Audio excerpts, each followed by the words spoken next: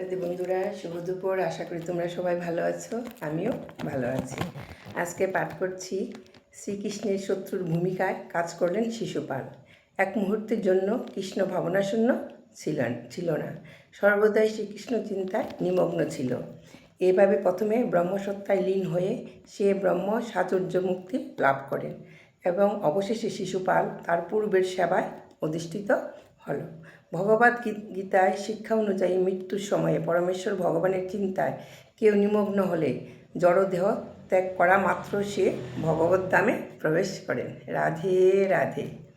শিশুপালের মৃত্যুর পর যজ্ঞসভার অংশগ্রহণকারী সকলকে সেই যজ্ঞ অনুষ্ঠানে কার্যে নিযুক্ত থাকার জন্য শাস্ত্রজ্ঞ ঋষি ও পুরোহিতদের মহারাজ যুধিষ্ঠির উপহার ও দক্ষিণা প্রদান করলেন এবং বিধিসম্মত অনুষ্ঠান শেষে তিনি স্নান করলেন। এভাবে মহারাজ যুধিষ্ঠির আয়োজিত রাজসুহ যজ্ঞের অনুষ্ঠানটি ভগবান শ্রীকৃষ্ণ সাফল্যমণ্ডিত করতে সক্ষম হন। স্বজন ও জ্ঞাতি ভাইদের অনুরোধে ভগবান শ্রীকৃষ্ণ আরও কয়েক মাস হস্তিনাপুরে অতিবাহিত করলেন। কৃষ্ণ হস্তিনাপুর ছেড়ে চলে যাক, এটা মহারাজ যুধিষ্ঠির ও তার ভ্রাতাদের অনভিপ্রেত হলেও দ্বারকায় ফিরে যাওয়ার জন্য শ্রীকৃষ্ণ মহারাজ যুধিষ্ঠির কাছ থেকে অনুমতি নিলেন এবং রাজমহিষী সকল ও মন্ত্রীদের নিয়ে শ্রীকৃষ্ণ দ্বারকাপুরী প্রত্যাবর্তন করলেন। শ্রী ভাগবতের সপ্তম স্কন্ধে জয় বিজয়ের ব্রহ্মলোক থেকে জড়জগতে পতনের কাহিনী বর্ণনা করা হয়েছে।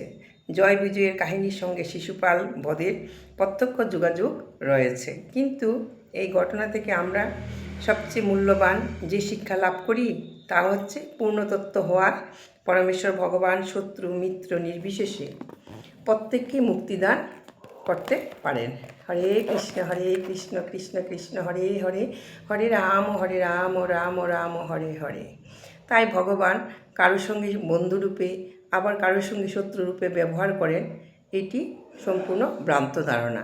শত্রু বা বন্ধুর ভূমিকা তার উপরে কার্যকলাপই অদয় স্তরের, সেখানে জড় সম্বন্ধ নেই, কেননা অদয় স্তর হচ্ছে জড়াতীত। রাজসুহ যজ্ঞ অনুষ্ঠানের পর মহারাজ যুধিষ্ঠির অবধূত স্নান করে ব্রাহ্মণ ও শাস্ত্রজ্ঞ ঋষিদের মধ্যে দাঁড়ালেন।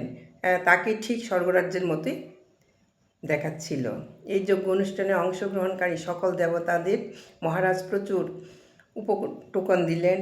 তাই অতীব তুষ্ট হয়ে যুধিষ্ঠির ও ভগবান শ্রীকৃষ্ণের গুণকীর্তন করতে করতে তারা সকলেই হস্তিনাপুর ত্যাগ করলেন। শ্রীকৃষ্ণ কর্তৃক শিশুপাল নিধন ও মহারাজ যুধিষ্ঠির দ্বারা রাজসুহ যজ্ঞের সাফল্যজনক অনুষ্ঠানের ঘটনা বর্ণনা করে সুখদেব গোস্বামী আরও বললেন যে এই যজ্ঞ অনুষ্ঠানের সাফল্যজনক সমাপ্তিতে একজন শুধু খুশি হতে পারেননি, সে হচ্ছে দুর্যোধন।